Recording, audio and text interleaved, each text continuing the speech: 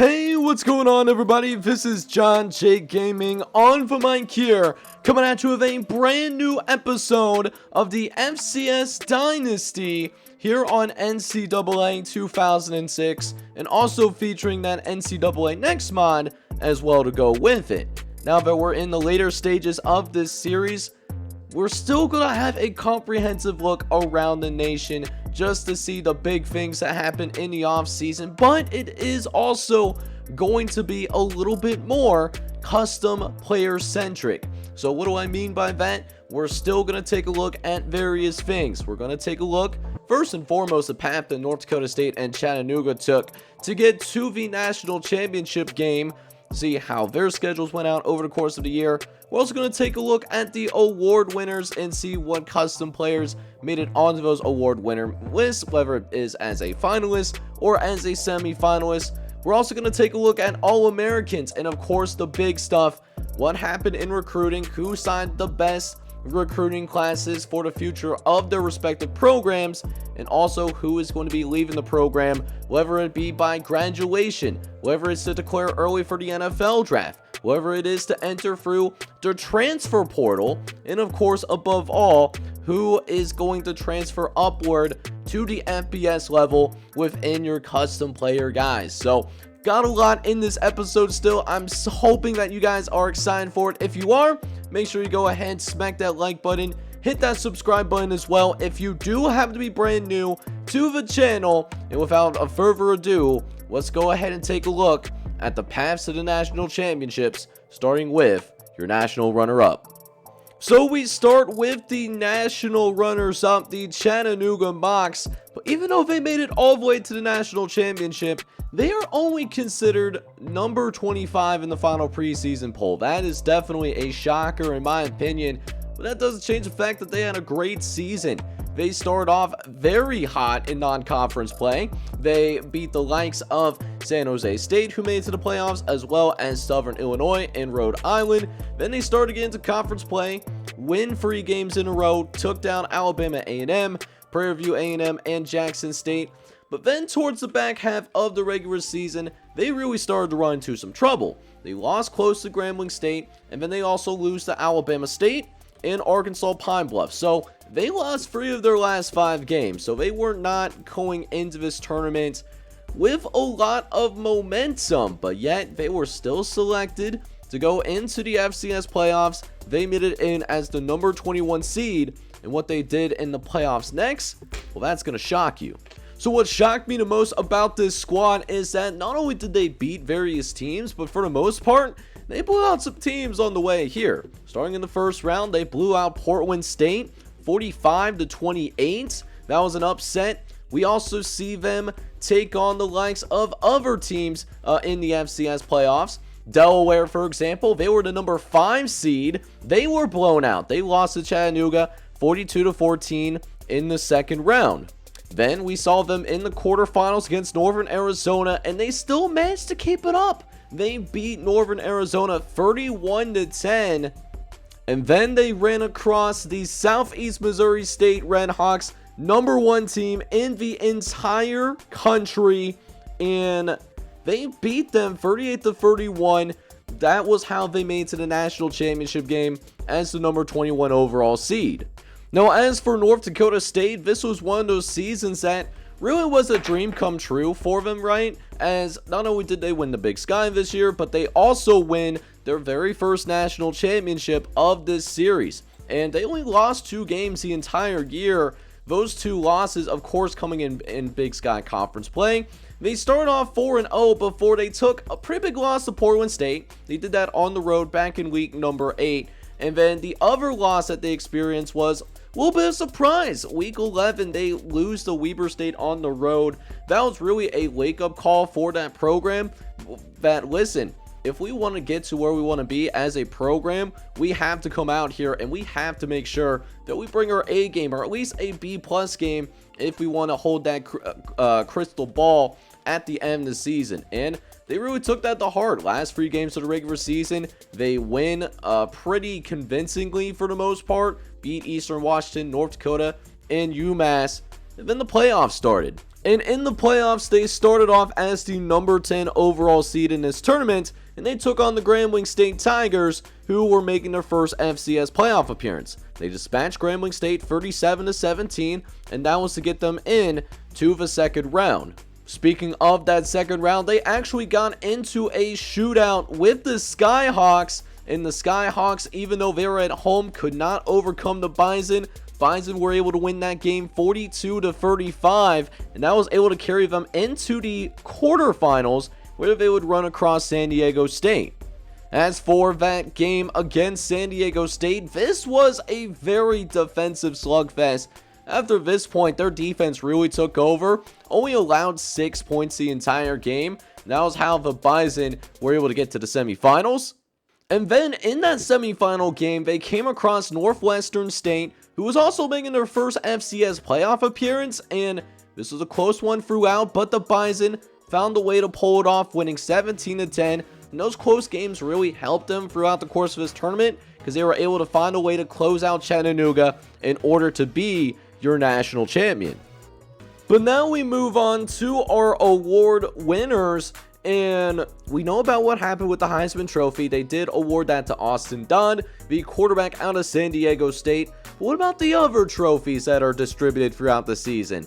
Who did they end up receiving those awards? We'll start with the Maxwell Award, and Austin Dodd does win that as well. He does win the Maxwell Award, but a couple of customs here on this list. Hans Heinlein is on here. He finished second place, and he had a great season, threw for 4,800 yards as a junior. We also saw the Alcorn State quarterback Hasim Brooks, the senior from Alcorn State. He had a great season as well. He finished fourth in the Maxwell Award race. And then towards the bottom of the semi-finalist list, we had a couple of other quarterbacks, or not quarterbacks, but custom players that were nominated. Nathan Thomas was one of them. He actually had a very clean season. This is a guy that actually only threw 4 interceptions, and he was a first-year starter as well. So Prairie View A&M, they got a great quarterback, especially if he doesn't declare for a higher level of college football or the NFL draft in his senior year, because he still has one more year of eligibility. But someone that will be graduating, though, is Brad Ondrauzi. The senior wideout finished 11th on the Maxwell Award list. Up next, we do have the Bednarik Award, which will go to senior outside linebacker Micah Burnett. He represents well for the San Jose State Spartans, and he had 19 tackles for a loss, so definitely warranted. Do have another custom guy, at least one custom guy in here, and that's the senior linebacker Ryan O'Brien. Bryant went with a Swiss Army knife type of season, and he was also named on that first team all-conference list. Moving on to the best quarterback award, and not really any surprises here.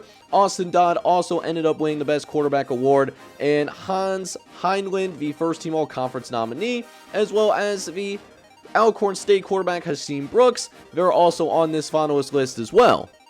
However, we do have a couple of new faces in here towards the semifinals list. That's senior quarterback Travis Johnson, who was really a breakout candidate this season. We'll see if this boosts his NFL stock or not. And Nathan Thomas finds himself on this list as well. He was a semifinalist for the Maxwell Award.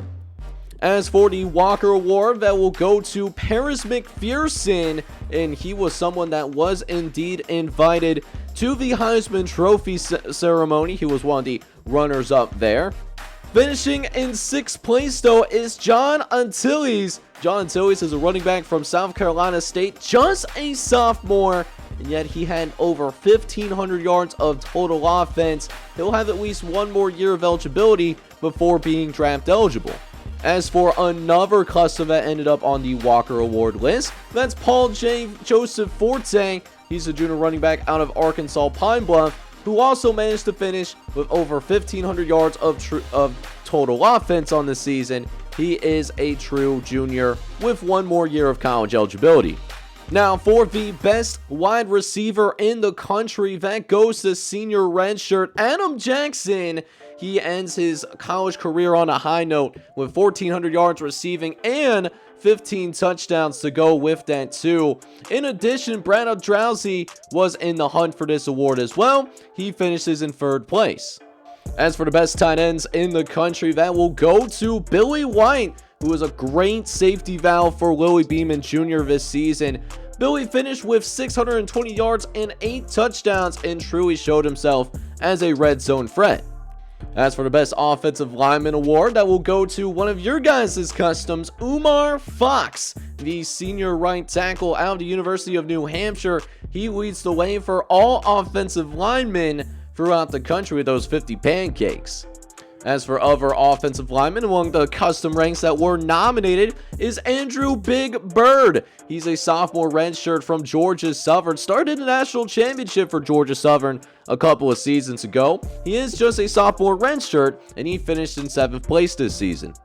As for the Remington Award, that goes to the best center in all of college football, and this year it is awarded to Nate Keel, the senior center out of Texas Southern. He had 32 pancakes and just 2 sacks allowed. As for the Lombardi Award, that goes to Ronnie Berry, the junior defensive end out of San Diego State, and it is certainly warranted given that he did finish with double-digit sacks on the season. He has one more year of eligibility as well. Up next is the best linebackers in the country, and Vincent Ross takes home this award. He's a senior redshirt out of New Mexico State, and the Aggie linebacker in his final year of eligibility made it count. He had 27 TFLs, 11 sacks, and an interception forced fumble as well. However, Robbie O'Brien does finish on this list as well, finishing in 4th place. This was his final year of college eligibility here at the FCS level. Moving on to the best defensive backs in the country, and this year they will be giving it to Mike Carter, the senior safety out of San Diego State. He does bring home the Jim Fortway Award in his final year of college eligibility. As for custom guys, though, we do have Glenn Scarlone of Southeast Missouri State. Great season for him in his junior campaign, finishing with 4 interceptions and 3 forced fumbles as well. He also finishes in 3rd place.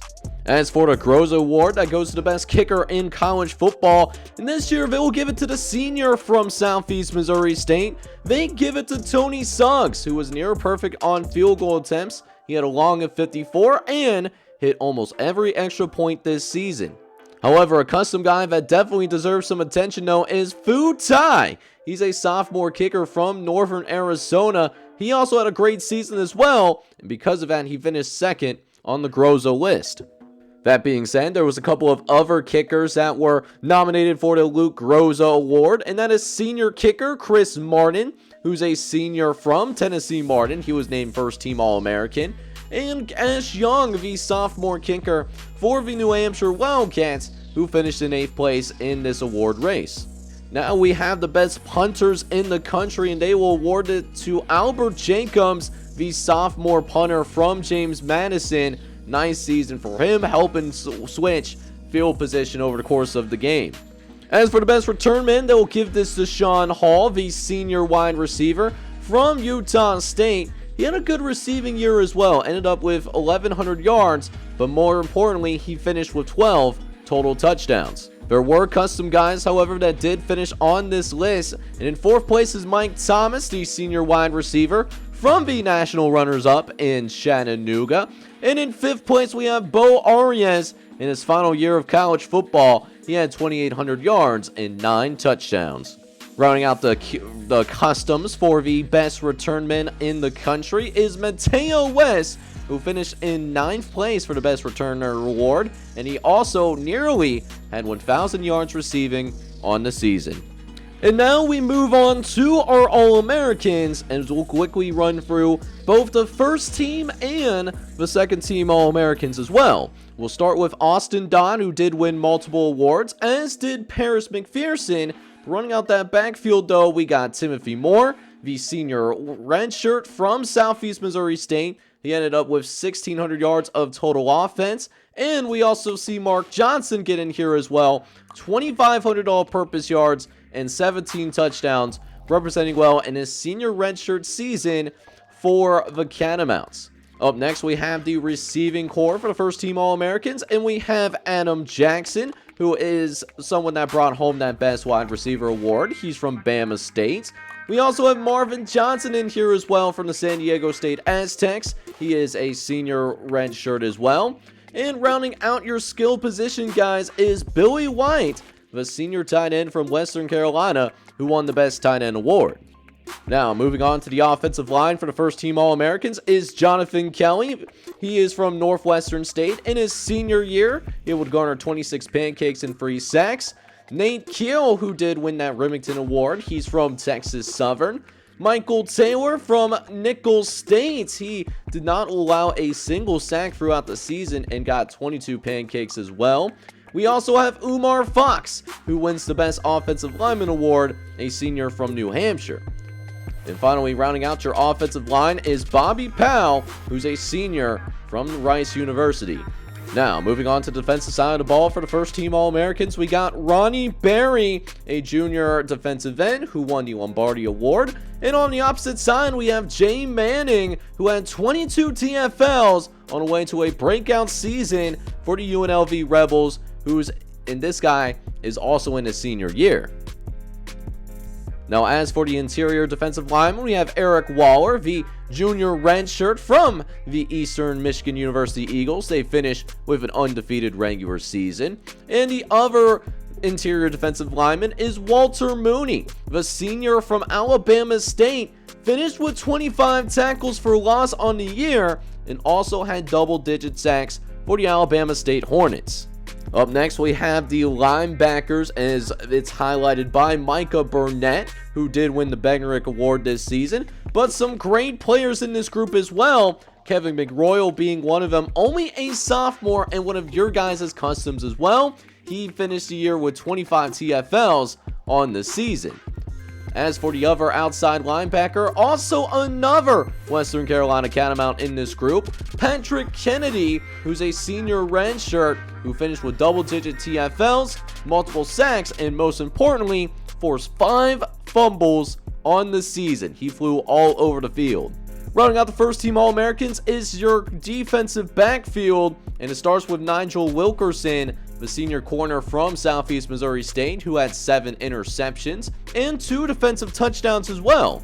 The other corner on the opposite side is Jonathan Lewis, a sophomore from Northern Arizona, who also finished with 7 interceptions.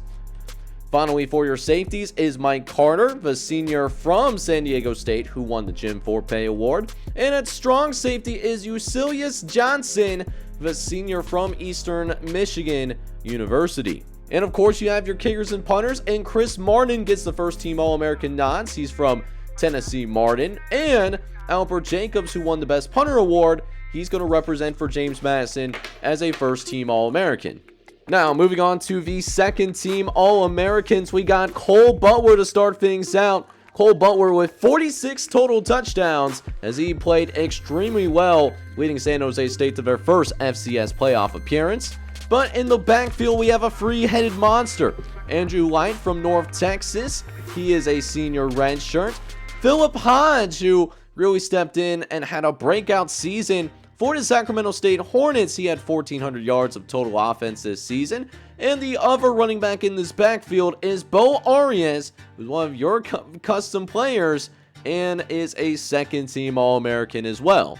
Now, we move on to the wide receivers in the second-team All-American group. We start with Darnell Davis, who's also part of that Northwestern State squad that made it to the semifinals this season. He had 1,200 yards receiving and 17 touchdowns on the season.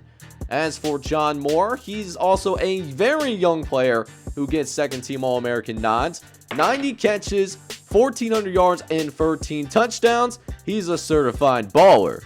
Last person I wanted to name for the skill position guys on the offensive side of the ball is Justin Banks, the senior redshirt from Northern Arizona. While he didn't catch the ball very often, he did end with nearly 800 yards receiving and 6 touchdowns as well.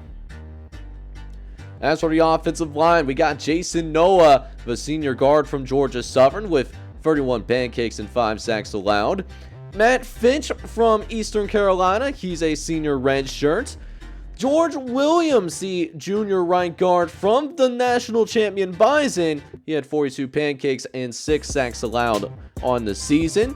At tackle is John Franz, the junior tackle from Texas Southern. He only allowed 1 sack. And the last offensive lineman nominated is Brandon Pearson with 57 pancakes and 2 sacks allowed. He also represents for the North Dakota State Bison. Now, moving on to the defensive side of the football, we got Brandon Hoyte with 54 tackles, 22 TFLs, and double-digit sacks. He played for the Chattanooga Mocs this past season and has one more year of eligibility. Opposite of Brandon Hoyte is Cole Meadows, the junior redshirt from James Madison. In his junior campaign, he had double-digit sacks as well. Rounding out the defensive lineman, though, is Brendan Hodges from San Diego State. He was a sophomore redshirt this past season with 7 sacks. And Chad Jones, the senior from the Skyhawks of Tennessee Martin, who had 20 TFLs on the year. Of course, we have your linebackers after that, and we start with Josh Rosado of Delaware in his senior redshirt season, finishing close to 100 tackles and also had a defensive touchdown to his name for the Fighting Blue Hens. As for the outside linebackers, Brian Hall gets on here as a senior outside linebacker from New Hampshire. He had 24 TFLs as well. In addition, we have Vincent Ross, the senior redshirt from the Aggies, who won the Best Linebacker Award. Now, going over to the corners now, we have Brian Seward to start things out, the senior corner out of Grambling State, who finished with 5 interceptions on the season. Opposite of him is Thomas Harris, the junior redshirt from San Jose State, who finished with 4 interceptions and a forced fumble. And your safeties are Brad Lee, the junior from Eastern Michigan, and Glenn Scarlone, the junior custom from Southeast Missouri State, played that strong safety position and had 4 interceptions and multiple forced fumbles. As for the kicker position, that goes to Tony Suggs, who did win the Grozo Award for the Southeast Missouri State Redhawks in their senior campaign. And at punter is Nate Robinson, the senior punter out of Eastern Michigan. Rounding out the All-Americans, I did want to take a look real quick at the freshman All-Americans to see if your custom guys made it. Willie Beeman is on here. He's a freshman quarterback from Western Carolina. Wilka Trime made it from Northern Iowa. He had a very dynamic season for the Panthers with 13 touchdowns and almost 1,200 yards of total offense as well. And we also see the running back Timmy Abington from Texas State finishing with 1,000 yards and 11 touchdowns on the year. The other custom that I wanted to note real quick is Charles Watt, the freshman redshirt from Western Carolina. Made the most of his opportunity being redshirted last year because of lack of games played. Did come on late in season number 5 to help with that national championship run. But now we have one of the more difficult parts of the entire offseason, and that is to say goodbye to some of your guys' custom players, whether that they are actually graduating, whether that they decide to declare for the NFL draft, or if they even decide to either transfer up to the FBS level or transfer to another FCS school. We'll start out at Florida A&M, where we'll say goodbye to Trent Williams, who did have a solid season for the Rattlers. He had 73 tackles, 8 TFLs, and a sack. As for James Madison, we actually see a couple of their guys declare for the NFL draft early, but the most notable of this group is Heinz Heinwin, who was a first-team All-Conference nominee. He led the James Madison Dukes to the quarterfinals of the FCS playoffs, and they also are seeing Jamal Wright, one of their highly touted running backs a few years ago. He's going to enter the transfer portal and eventually transfer to Morgan State. Other players bidding farewell from this James Madison squad is Kyle Larkhart, who was a career backup for the James Madison Dukes. But someone who was more notable, though, is Brad Ondrauzi. He's someone that definitely has that potential to play on Sundays over in the NFL. As for the Southeast Missouri State Redhawks, they'll see Glenn Scarlone, the junior custom at strong safety. He's going to declare for the NFL draft as well. He was named as a first-team All-Conference guy and was one of the defensive captains for this Redhawks defense. Other guys that are leaving Southeast Missouri State with their degree is Bam Bam Hendricks, who is a senior outside linebacker for the Redhawks. He had 9 sacks in his senior year. Kelly Russell, who's a second-team All-Conference nominee. He had a defensive touchdown in his senior campaign as well. We also bid farewell to Travis Johnson, the starting quarterback for the Redhawks. He was a first-team All-Conference nominee. Joseph Lysiak, a senior defensive tackle. He was a first-team all-conference nominee. Kentrill, a senior free safety that was named on the first-team all-conference list. And their best player leaving the program is Usman Lewis at 98 overall. He was a second-team all-conference nominee in his senior season. As for Alabama A&M, they'll say goodbye to the former Georgia Southern tight end Chris Palmer. He did not start at Alabama A&M but did transfer in. After being unhappy with his playing time at Georgia Southern, he did manage to record a couple of touchdowns in his senior year. Meanwhile, at Alabama State, they bid farewell to Bo McAllister, the senior outside linebacker that was a custom recruit. He had 17 TFLs on the season. At Alcorn State, they'll also say goodbye to Hasim Brooks, who was a first-team all-conference nominee in his senior year, someone that does have some potential to play on NFL Sundays. As for someone that doesn't have as much potential in terms of making it to the NFL, Malik Davis III of Appalachian State is going to graduate with his college degree from the Mountaineers. He had 577 yards and 4 touchdowns in his senior year. For Arkansas Pine Bluff, they'll bid farewell to Naeem Matthews, who's the starting quarterback for the Golden Lions, although he had a down senior season. Smash Woods, who was an impact player, is also graduating from this football team. He had 46 total tackles on the year. On top of that, Paul Joseph Forte is going to forego his senior year in order to test the waters of the NFL, but don't be surprised if he also transfers to an FBS school if the NFL ranks ultimately do not call for him. In the backup quarterback for the Arkansas Pine Bluff Golden Lions will also be graduating as well. Jacob Coolbeans will leave with his college degree. As for the Brown Bears, they'll say goodbye to 2 custom players. One surprise here, though, is J.D. McCoy. He started out his college career at New Hampshire, but then transferred to the Brown Bears. He is forgoing his senior year to test the NFL waters or go to an FBS school. I'm actually really surprised by this, given that Brown does have one of the best academic programs in the country. Meanwhile, Kevin Jones will have the benefit of leaving with a college degree from an Ivy League school. Kevin Jones had nearly 1,000 yards receiving on the year. Up next, we have the Chattanooga Mocs, who are saying goodbye to multiple custom guys as well. Most notably, Mike Thomas, who finished as a first-team all-conference nominee. He had 26 all-purpose yards on the year. Malachi Ross will also graduate. It's going to leave a big hole at wide receiver, as he was the number 3 receiver for the Mocs. Their number 2 is also graduating. And on the defensive side of the football, Cade Yates is going to graduate. He had 28 tackles and 4 sacks on the year.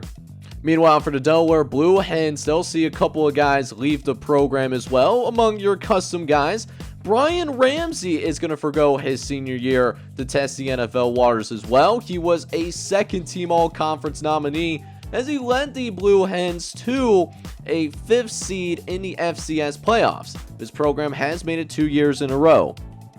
Also, we'll see Filbert Burt leave the program as a sophomore redshirt. Did get some playing time this year, but unsatisfied with the playing time he's been receiving, he's going over to the Ivy League to play for the Dartmouth Big Green. For the Eastern Washington Eagles, their only custom that's leaving the program this season is Ballhawk Woods, who's leaving with his college degree. In spite of his name, he only had 1 interception this past season.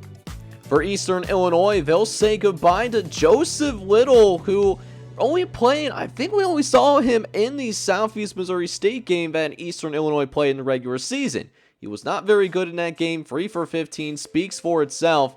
So he's leaving the program ultimately to go transfer over to the University of Missouri in Kansas City to play for the Kangaroos.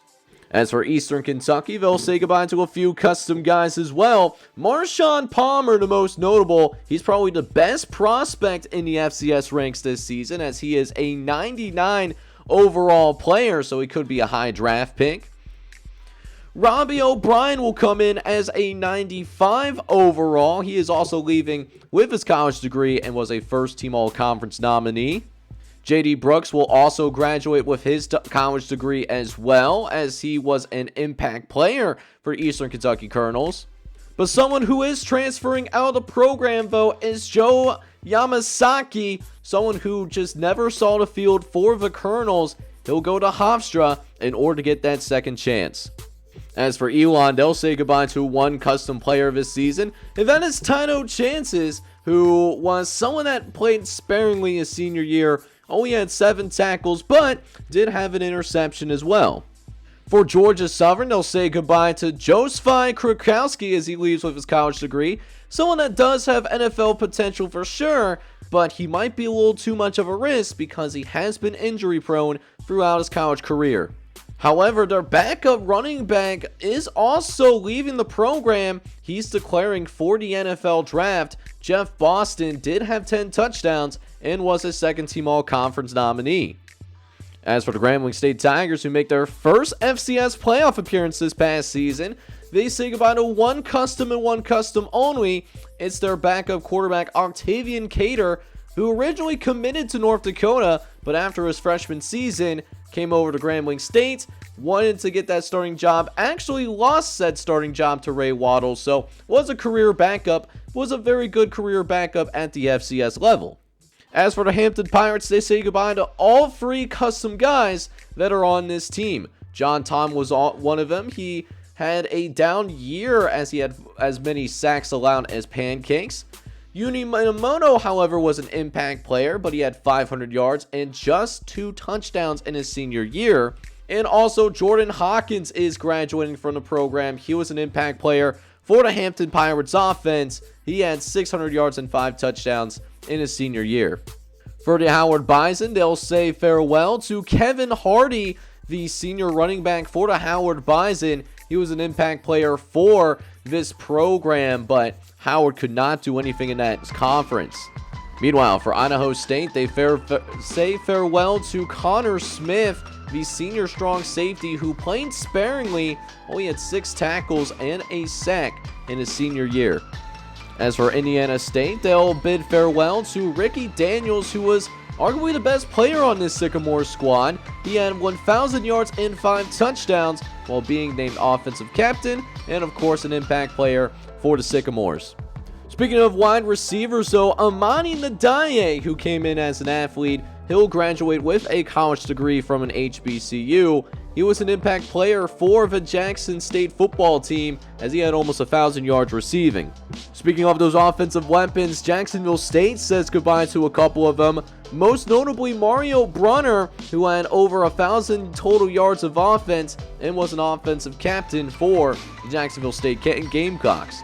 But they'll also need a backup running back in stat because Joshua Thomas also graduates. He was the backup all 4 years for the Jacksonville State Gamecocks. Up next is the Maine Black Bears and their farewells in the custom recruit ranks. Most notably, Octavius Raymond James graduates. He was a starting quarterback his senior season and had a very solid campaign for the Black Bears. But also leaving the program as well is Terry Johnson, the senior corner for Maine, who had 32 tackles and an interception this season. Meanwhile, Montana will say farewell to Mario Matthews, who will forget about a senior year of eligibility to go for the NFL dream. He does have 1 year of eligibility, so if it doesn't work out, you can see him on an FBS team next season. As for rival Montana State, they'll say farewell to Kev Stamper, who was an impact player for the Bobcats. He had 1,000 yards and 9 touchdowns in his final college season. For North Carolina State, they will be needing a new starting quarterback next season, as Smoke James is going to graduate from the program. He was an impact player for the Aggies, who threw for nearly 2,000 yards and 20 touchdowns. New Hampshire, however, is going to have quite a few players, I think, in the NFL. Umar Fox is going to be one of them. He is graduating with a college degree. But Bruno Baggio is also going to forget about a senior year. He has NFL talent written all over him as a 99 overall, so I'm not surprised by this at all. For North Dakota State Bison, though, they'll say goodbye to 3 custom players, most notably Zachariah O'Brien. who finishes as a 98 overall. Dude can flat out play the game, and I expect him to be drafted. However, two guys that are putting their names in the hat as well is Clayton Lewis. He's an outside linebacker that'll forgo his senior year. And Jerry Rice III, trying to bank on his name a little bit.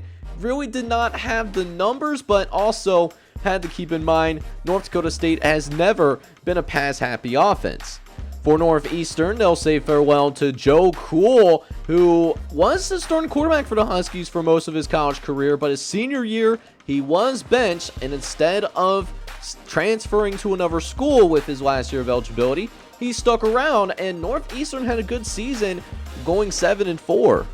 Speaking of quarterbacks, though, their starter is going to be graduating as Tyrone Wolf. Will look for opportunities outside of college football as he finishes with a 90 overall, but threw for 4,200 yards in his senior year. In addition, Tyler Murray, the backup quarterback for the Lumberjacks, will also graduate. He played sparingly here in year number 6. Speaking of offensive guys, Bo Arias will also graduate with his college degree as he finishes with nearly 3,000 yards of total offense. Milo Patterson, one of the best offensive linemen in the FCS, will also graduate. He had 25 pancakes and 9 sacks. For Portland State Vikings, they'll say goodbye to a couple of offensive customs, as Ryan Otis will graduate. He was an impact player for the Vikings this past season and had 11 touchdowns. Kyle Harney will also graduate from the program as well. He was someone that I did believe, I thought he started, but that was not the case, though, it seems like, unless his true freshman year stats were omitted. But Kyle Hardy, however, he is going to graduate. He was a career backup. Now, someone that definitely wasn't a career backup and will be missed, though, is the Prairie A&M receiver, Jamie McKenzie. He had over 1,000 yards and 10 touchdowns. However, he was not an impact player for his football team this past fall. Princeton will also say goodbye to Chris Stewart, who was a second-team All-Conference nominee, actually. He finishes with 7 sacks and multiple forced fumbles, as well as having an Ivy League college degree. Moving on to the Richmond Spiders is John Johnson, who only started for the Richmond Spiders in his senior year, but almost led them to the FCS playoffs. Although he did fall short, he was an impact player and also named the offensive captain for the Spiders this past season. Up next is South Carolina State, who says goodbye to 3 elite defensive players from the custom ranks. Little Horn Shepherd is the most notable. He's a middle linebacker who was an impact player for the Bulldogs defense. Also notable in this group is Quan Hutch, who had 33 tackles on the season. And we also say goodbye to Theodore Lewis, who's an impact player as well for the South Carolina State Bulldogs. For the Sanford Bulldogs, they'll say farewell to Asante Randolph Jr., who didn't play much his senior year because he did end up getting hurt. He did have some pretty solid moments his freshman year, but it was downhill ever since. Also graduating, though, is Jabari Thomas, who was a rotational player for the Sanford Bulldogs. He had 2 interceptions and a forced fumble in his senior year. For Southern Missouri State, they'll bid farewell to Logan Tybergian, who was an impact player for the Bears this season, although he could never lead them into an FCS playoff appearance. As for Southeastern, they'll say goodbye to a pair of wide receivers. Mateo West is graduating. He was a second-team All-Conference nominee who had nearly 1,000 yards receiving on the season and also an offensive captain. But someone who is also leaving the program is Michael Garrett, standing at only 5'9". He was an impact player as well for Southeast Louisiana. As for Southern, they'll say goodbye to Joseph Pierre Martin, who had an interception and a forced fumble over the course of his senior season. However, we will see RJ Paul go into the transfer portal. He only had 7 tackles for Southern this season and go into another conference team, the Grambling State Tigers, so a big pickup for them overall. As for Tennessee Martin, they'll say goodbye to a critical piece of their football team as Chris Martin, the true senior. He is going to be a first-team All-American. We'll see what happens to him, maybe the XFL, if the NFL doesn't call for him. As for Texas Southern, they'll say goodbye to a key offensive piece, Solomon West. And while the numbers don't show it, he was a very talented wide receiver, earning second-team all-conference honors, as well as being named the offensive captain of this team. For the Citadel, they'll bid farewell to Malachi Davis III, an undersized wide receiver who put up solid stats his senior year. He had 600 yards receiving and 5 touchdowns this fall.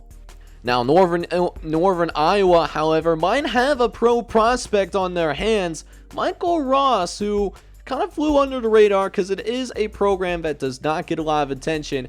However, they had one of the best DB duos in the country. Michael Ross was the #1 corner, so not everyone threw his way. Still a very talented football player, though. For Weber State, we go back to the offensive side of the football for the last couple of guys. Evelyn Thomas of Weber State, he was the starting quarterback for the Wildcats. He was an impact player for Weber State, and was also an offensive captain. And finally, the last of the customs I wanted to highlight is Jose Claude St. Martin, an impact player for the Hilltoppers, who finished with nearly 700 yards and 8 touchdowns on the year. But that's with the notable guys that we saw graduate from the program from the customs perspective. But other guys to definitely watch out for in terms of NFL hopes and dreams. Got Dan Griffin, the senior tight end from Texas Southern. Derek Parker, the senior fullback from North Dakota State. Rich Nixon, the senior center for Georgia Southern. Brian Hall, the outside linebacker for the New Hampshire Wildcats. Albert Gunn, another fullback from the University of Western Carolina. Zachary O'Brien. Jason Noah, the senior guard from Georgia Southern. Anthony Subar, the senior redshirt from Sacramento State. Antoine Bell, the senior linebacker from also Sacramento State. Joel Ross, the senior tight end from Jacksonville State. Little Horn Shepherd, the middle linebacker from South Carolina State. Brandon Pearson, a tackle from North Dakota State. Jonathan Kelly, a guard from Northwestern State. Jeremy Cavendier, a tackle from Tennessee State. Chris Dixon, a defensive end for the Southeast Missouri State Redhawks. Brent Rogers, a senior linebacker for Sacramento State. Charles Blunt from Delaware, he's a defensive end. Tyler James, the senior tight end for Texas State. Drew Hawk, a defensive end from Southern. Jeremy Turner, a defensive end from Murray State. Cameron Wheatley, a defensive end from the Southeast Missouri State Redhawks. Jermaine Singleton, a guard from Arkansas Pine Bluff. Josh Rosano, a senior linebacker from Delaware. Mark Johnson, a senior running back from Western Carolina. John Mitchell, a quarterback from Texas State. Matt Woods, the other linebacker for Sacramento State. Scott Carter, the fullback from Eastern Kentucky. Julian Bass, a defensive end from New Hampshire. Carlos Sherman, the senior running back from Portland State. Jacob Morris, a senior lineman from Sanford. Glenn Scarlone from the Southeast Missouri State. Chance Brewster, a linebacker from Georgia Southern. Mark Martin, a guard from Eastern Kentucky. Jimmy Spicer, a senior tight end for Sanford. Jermaine Bell of Northern Arizona. Scott Clark, a corner from Eastern Kentucky. John Cawley, a senior from New Hampshire. Rick Rogers, a guard from Arkansas Pine Bluff. Patrick Kennedy, a linebacker from Western Carolina.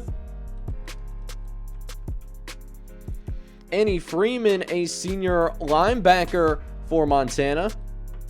And rounding out the notable NFL prospects to look for is Bryant McDonald, a guard from North Dakota State. And let's go ahead and see what that transfer portal was looking like. So there was quite a few transfers in the transfer portal this year. I won't go through all of them, but here's the notable ones that I wanted to tell you guys about.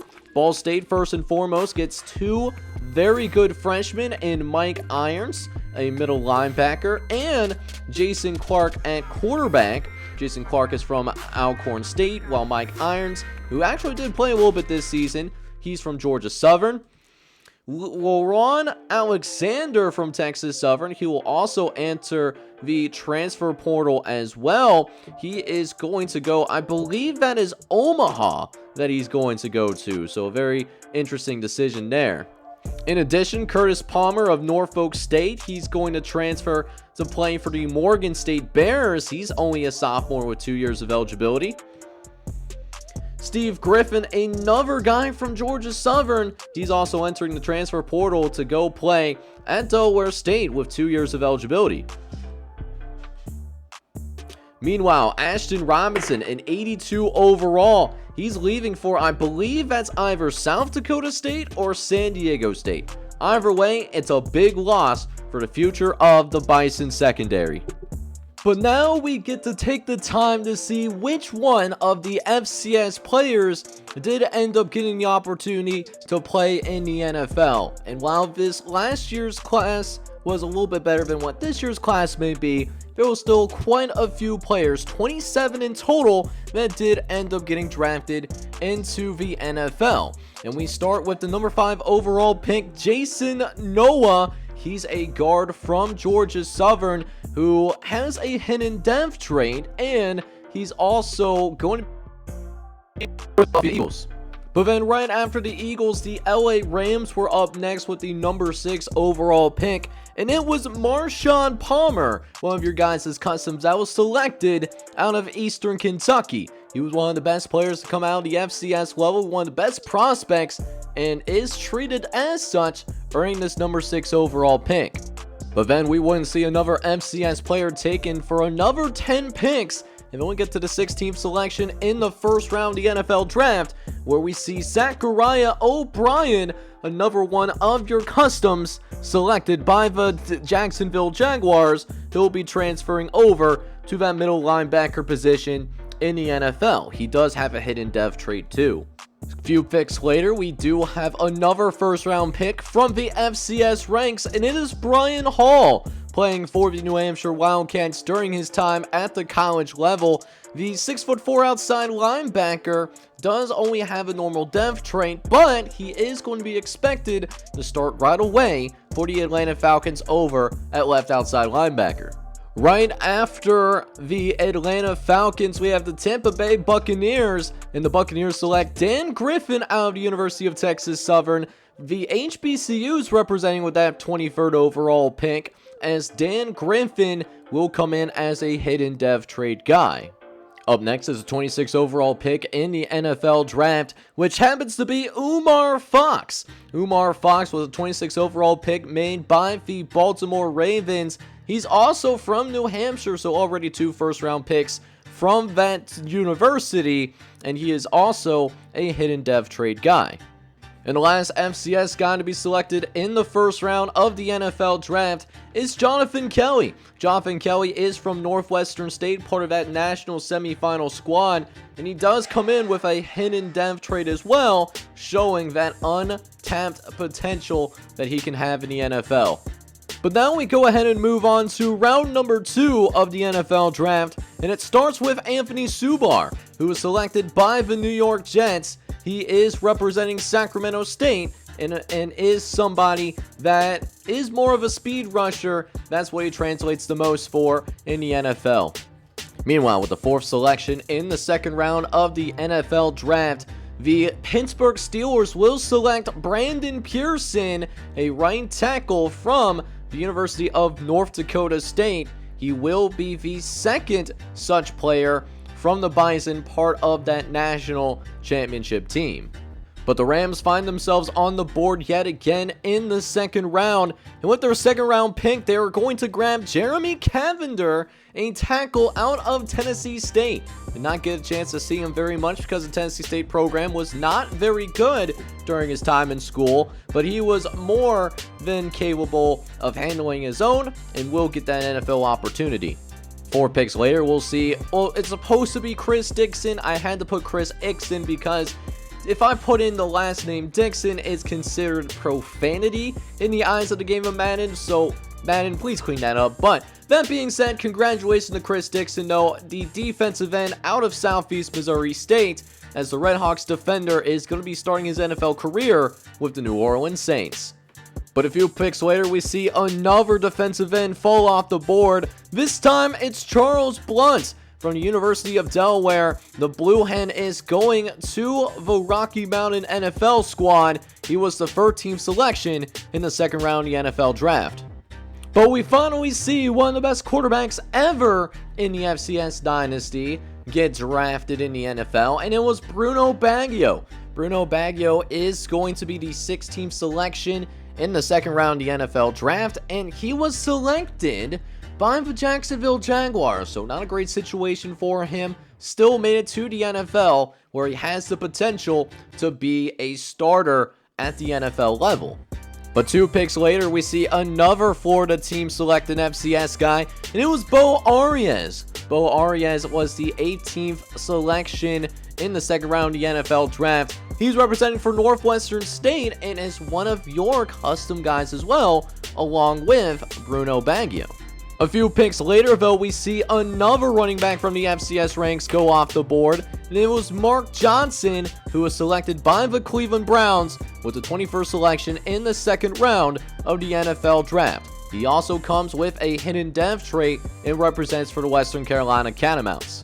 But towards the end of the second round, we see another one of your custom guys go off the board. It's Joseph Lysiak, who's from the University of Southeast Missouri State. And Joseph Lysiak, he is a little bit undersized, only 5'11", but made the most of his size, and now is a late second round pick for the San Francisco 49ers as a 28th selection in the second round.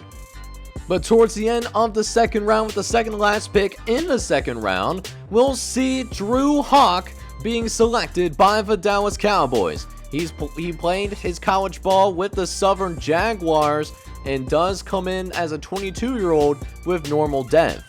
But now we go ahead and jump into the third round of the NFL draft, and once again, they will go back to Sacramento State to grab Antoine Bell from the Hornets. He is a hidden dev trade guy as well, and that does mean that Anthony Subar and Antoine Bell, they were teammates at the college level. They're also going to be teammates starting out in the NFL as well, as Anthony Subar was a second-round selection for the Jets. Speaking of middle linebackers, though, from Sacramento State, we see another one go off the board. It's really turned to a linebacker U at Sacramento State. This is Brent Rogers. He was drafted by the New Orleans Saints in the third round of the NFL draft. He was the number 10 overall selection, and he does come in as a hidden dev trade guy as well. Moving on to the 20th selection in the third round of the NFL draft, the Tennessee Titans did select Jeremy Turner out of Murray State. The Murray State Racer comes in as a normal dev trade guy and will play defensive end for the Tennessee Titans. Speaking of future NFL defensive lineman, Cameron Wheatley out of Southeast Missouri State will be selected by the Kansas City Chiefs. Cameron Wheatley is a normal dev trade guy playing his college ball at Southeast Missouri State. 2 picks later, though, we will see another Red Hawk being drafted into the NFL. One of, I believe this makes it 3 guys from Southeast Missouri State. Very good showing for that defense. Very good defense for the Red Hawks, by the way. So Kentrill, needless to say, he was the 27th selection in the third round of the NFL draft and comes in as a normal dev trade guy playing at free safety. And finally, one of the last day 2 guys that were selected in the NFL draft was Josh Rosano. Josh Rosano is from the University of Delaware, the second Blue Hen to be drafted into the NFL this season. He will be playing for the Dallas Cowboys and will be a normal dev trade guy. Finally, we get into the remaining FCS guys that were drafted in day number 3, and with pick 5 in round number 4, we see Tyler James drafted out of Texas State. He's a normal dev guy playing for the Philadelphia Eagles. Another tight end that was also drafted was Joel Ross out of Jacksonville State. He was selected by the Green Bay Packers with the 29th selection in the 4th round of the NFL draft. And then right after that, we'll see the Las Vegas Raiders actually select Jermaine Singleton, a normal dev trade guy playing guard from the University of Arkansas Pine Bluff. Go Golden Lions. And finally, the last player that was drafted out of the FCS Dynasty universe was Usman Lewis, who's one of your guys' customs. He was a 6th round pick with the 16th overall selection in the 6th round. He was drafted by the Jacksonville Jaguars and will be joining another FCS guy that I believe you guys may know, Bruno Baggio. Baggio is going to be on this team, and then Zachariah O'Brien was the 1st round selection for the Jacksonville Jaguars too. So a lot of FCS guys on the Jaguars joining the team. But now that we've seen the best of FCS football go on to that next level, and that is the NFL, let's go ahead and check real quick about what the future of college football at the FCS level might hold. And we're going to check in on simply the top 25 classes, as well as the recruiting classes that were brought in by other FCS playoff teams that did not have a top 25 class. So obviously, I'm not going to show every single team at every single spot. I will have that link down in the description if you want to check that out. That being said, though, we start with the number 1 class, the Southeast Missouri State Redhawks, who did have a disappointing end to the season, finishing as a semifinalist. They lost to Chattanooga, but they quickly bounced back as they signed the number 1 class in college football. They managed to bring in 4 5-stars, 3 of whom are on the offensive side of the ball. But a big surprise here as Alabama State, Alabama State had a very good season. 7-4, 5-3 in conference play, almost making the playoffs too. Well, they're right on the edge of making it, and this class might take them over the top. They signed a number 2 class, and they're headlined by Sean Russ, a corner out of Gwinnett, Alabama, who's their sole 5-star.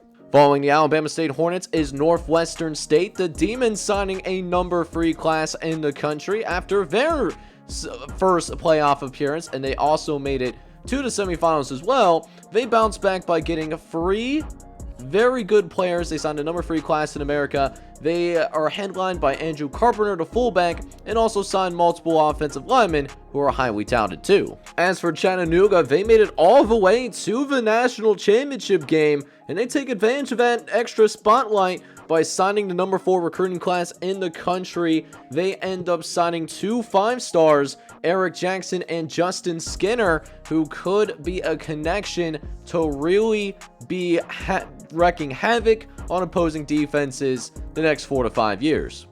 Rounding out the top 5 is the James Madison Dukes, who end up signing the number 5 recruiting class in the country. And while they did not manage to sign any 5-stars in this recruiting cycle, this is a very quality class from a depth perspective. They end up signing 14 4-stars and 8 3-star players as well. For number 6, we have the San Diego State Aztecs, who are one of the best programs in the country. They did finish with only 1 loss. They did end up losing in the quarterfinals to the eventual national champions.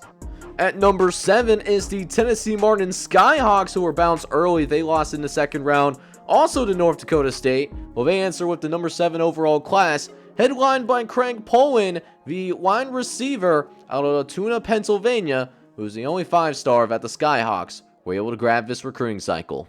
At number 8 is the Georgia Southern Eagles, as Georgia Southern signs a very good class at number 8. They also managed to get 1 5-star out of the state of Virginia. It's Kevin Hayden, who's going to be playing that outside linebacker position.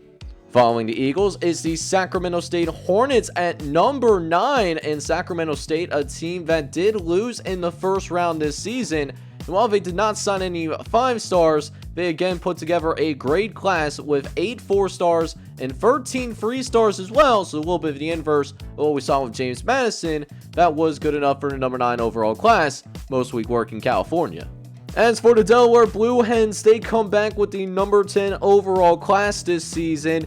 After being beaten in the 2nd round of the FCS playoffs, they were bounced early this year by Chattanooga. Delaware, they end up signing very many quality players in this class, most notably Willie Jean, who's going to be interior offensive lineman for the Blue Hens. He's from Noblesville, Indiana.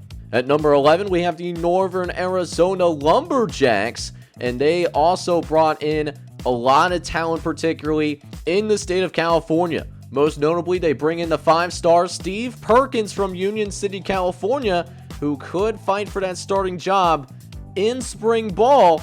right away if he does choose to enroll early.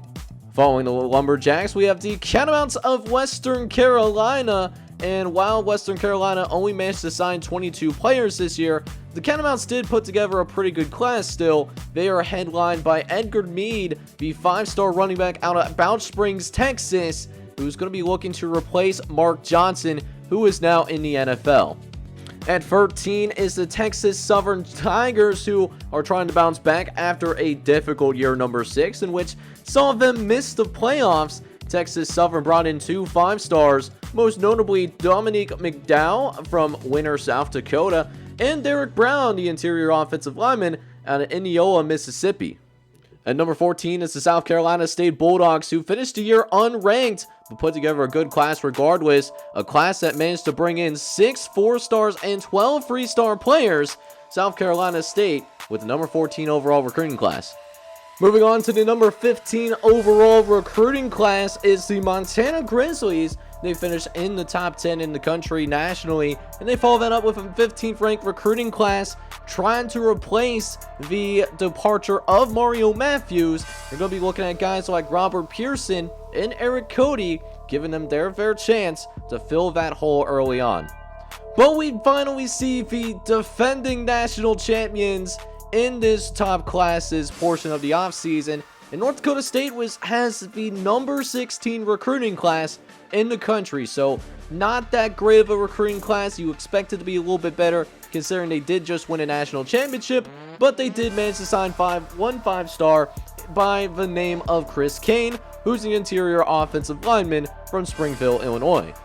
At number 17 is a team that got really hot late in the season, and that did propel them into the FCS playoffs once again, is the Eastern Kentucky Colonels. They signed the number 17 overall recruiting class in this recruiting cycle, and they're bringing in 1 5-star, most notably Austin Torrels, who's an interior offensive lineman from Salisbury, North Carolina.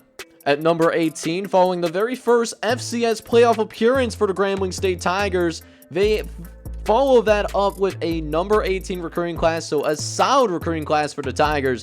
They did not bring any 5-star players, but signed 16 players that are either 3 or 4-star caliber, capable of playing early on in their college careers. At number 19 is the Portland State Vikings, who represent the Big Sky Conference, making an FCS playoff appearance as they lose in the first round. They did, however, beef up the offensive side of the ball, signing 3 very good 4-star players. They signed 14 overall, 3 and 4 stars in this recruiting class.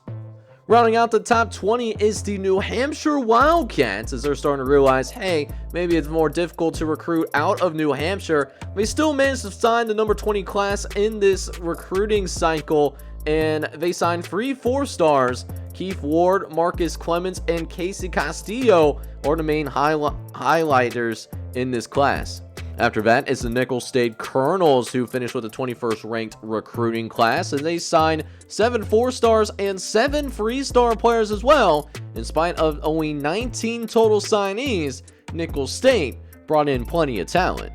Speaking of a team that's also trying to be on the rise, Prairie View A&M, a team to possibly watch out for moving forward. They signed the number 22 overall recruiting class in this cycle, and it's headlined by Jeff Brown, an interior defensive lineman from Uvalde, Texas. Following Prairie View A&M is the Tennessee State Tigers, who signed the number 23 ranked class, although they did not make much noise on the football field this season. They only signed 16 total players in this recruiting class, but they did bring a lot of talent, most notably Amir Wallace, the 5-star defensive tackle in state. They're keeping him in the state of Tennessee as he's from Churchill. At number 24, we have the McNeese State Cowboys, which in spite of a really difficult season, they were 4-7 this year, so a bad season for the Cowboys. They still finished with a number 24 class, so you're feeling a little bit better moving forward. They also signed a 5-star player of themselves. Greg Clark is said 5-star, and he comes from Lawrence, Kansas. He's going to be coming down to the Bayou State to play his college football. And finally, rounding out the top 25 recruiting classes is the Texas State Bobcats, who did finish 500 this past season, but they signed 3 4-star players. Chris Mayfield and Bryson Jefferson, who are both athletes, and they also signed a very good quarterback in Brandon Hayes, who's from Marietta, Oklahoma. Now, one recruiting class that I did want to specifically talk about real fast, though, was the Yale Bulldogs, as they had one of the best seasons in the Ivy League in this series. They really stepped up and had a great season, won the Ivy League championship, got a pretty good seed at number 17, although they were brought down in the first round by Eastern Kentucky. They did end up signing the 86th ranked recruiting class, and it's always going to be a little bit more difficult for the Ivy League schools to truly compete because, you know, the Ivy League, they do have those higher academic standards that they do have to deal with. Yale, however, they did manage to bring in a 4-star quarterback, though, in John Bryant from Garner, North Carolina, as he'll look to pursue an Ivy League education. But speaking of that Yale football team, though, we do find some news from the NCAA headquarters. The Yale Bulldogs have once again been placed on NCAA sanctions. So what that means for the Yale Bulldogs is that they'll have 10 less scholarships to work with, each for not only this season, but next season as well. And they will also be ineligible to go to the NCAA playoffs for both season number 7 and season number 8 as well because of those sanctions. So a tough break for the Yale Bulldogs, who just had one of the greatest seasons out of the Ivy League in this series. But boys, that will wrap things up here in today's episode of the FCS Dynasty. Any thoughts that stick out to you guys in this offseason recap, let me know down in the comments section. We'd love to hear your guys' thoughts. But in the meantime, I hope you enjoyed this video, and if you did, make sure you go ahead, smack that like button for me, hit that subscribe button as well if you do happen to be brand new to the channel. This is John J Gaming on the mic signing off, but hoping you guys are all out there having a good one. Take care, everybody.